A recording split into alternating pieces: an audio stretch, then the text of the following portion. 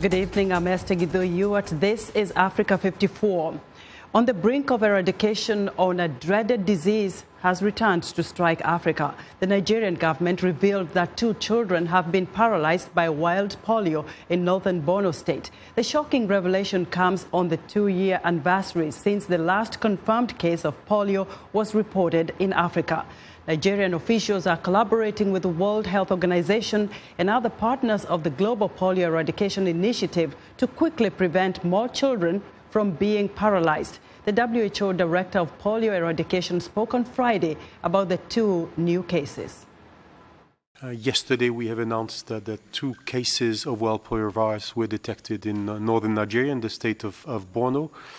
This is particularly important and I would say a setback to the program, because on 24th of July, Nigeria had actually celebrated 2 years without a wild polio case. This is an area which is not easily accessible, and this is probably why the virus has been able to circulate without being detected and is causing these cases. We are obviously working with the national authorities, or the national authorities are driving this effort and identifying what can be done in this particular area. Goza is near the border with Cameroon, and indeed there is a high risk that this virus was either circulating in Nigeria or in other countries of the Lake Chad basin. So yes, the multi-campaign response that is being planned is in Nigeria as well as in the other 3 countries of the Lake Chad. Until yesterday, we had 2 countries only where polio virus was endemic, and this is Pakistan and Afghanistan. And now with the 2 cases declared yesterday in Nigeria, we have a total of 21 cases in the world in these 3 countries, Pakistan, Afghanistan, and Nigeria. Nigeria was removed from the list of polio endemic countries in September 2014. The WHO requires 3 years with no confirmed cases before declaring a region polio-free. The outbreak is a major setback for the global campaign to eradicate the virus.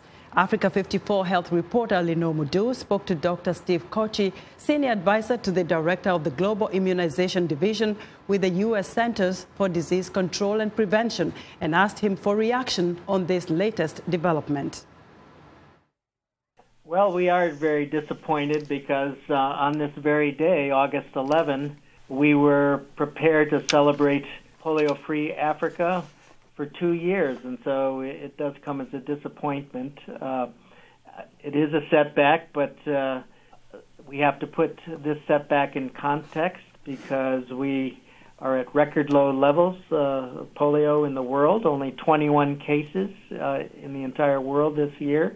And Nigeria and Africa have come a very long way in just a few years. Just want to remind people that back in 2012, Nigeria accounted for more than half of the polio cases in the world. So we have come a long way.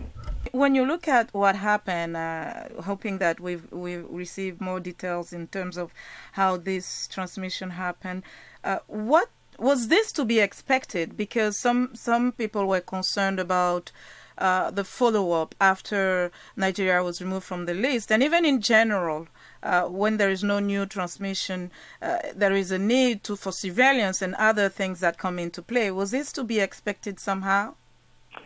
Well, I think there are 2 factors that are involved here, and they apply not just to Nigeria, but to a number of other countries in the world.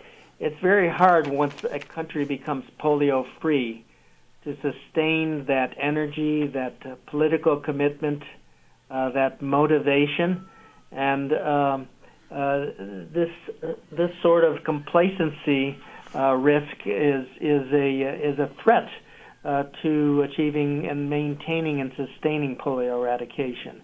The other factor that applies to Nigeria and the other 2 polio endemic countries in the world, Pakistan and Afghanistan, is insecurity. So these are the double threats to our completing polio eradication in the world.